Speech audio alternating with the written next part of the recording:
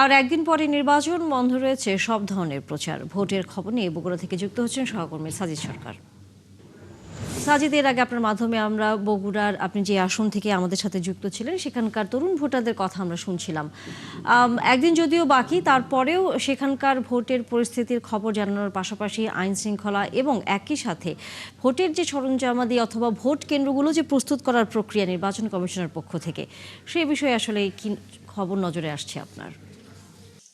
নির্বাচনে যারা প্রার্থী তাদের সকল প্রস্তুতি কিন্তু ইতিমধ্যেই শেষ। এখন প্রস্তুতি নেওয়ার পালা সাধারণ মানুষের, অর্থাৎ ভোটারদের। যে সাধারণ মানুষ বা যে ভোটারগুলো এতদিন নিরবিচ্ছিন্নভাবে ভোট দিতে পারেনি, তাদের ভোটাধিকার প্রয়োগ করতে পারেনি, সেই সমস্ত মানুষগুলো কিন্তু এখন একেবারে প্রস্তুত।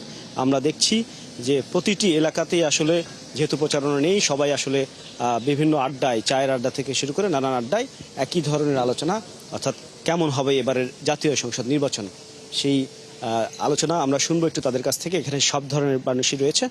একটু জানতে চাই, এবারের নির্বাচন নিয়ে আপনাদের আসলে কোনো শঙ্কা আছে কিনা এবং কেমন নির্বাচন হতে পারে? ধন্যবাদ 71 টিভিকে। আমরা এখানে কোনো ওই ধরনের কোনো শঙ্কা দেখতেছি না।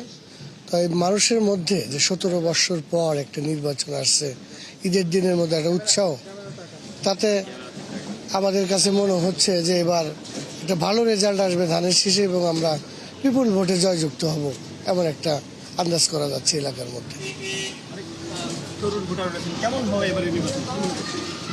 এবারকার নির্বাচন আশা করি আমাদের শেরপুরে মোটামুটি ভালো। মোটামুটি তরুণ ভোটাররা খুব আগ্রহ উৎসাহ আছে, আর দ্বিতীয় আগ্রহ আছে।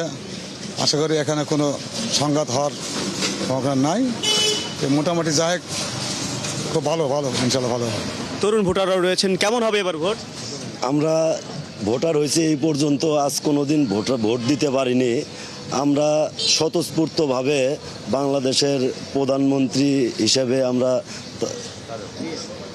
যেই আসুক আমরা ভোট দিব ইনশাআল্লাহ।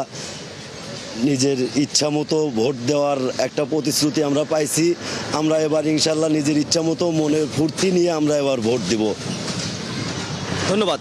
তাই আমরা যে বক্তব্যটি শুনছিলাম, তরুণ থেকে বৃদ্ধ সব ধরনের মানুষের কিন্তু একই ধরনের আকাঙ্ক্ষা, যেটি আসলে তারা প্রয়োগ করতে পারেনি। এবার তারা একেবারেই আনন্দ উল্লাস নিয়ে তারা এবার তাদের ভোটাধিকার প্রয়োগ করবেন। ধন্যবাদ সাজিদ সরকার। নিশ্চয়ই ফিরবো আমরা পরবর্তীতে আবারও নির্বাচনের খবর জানবার জন্য।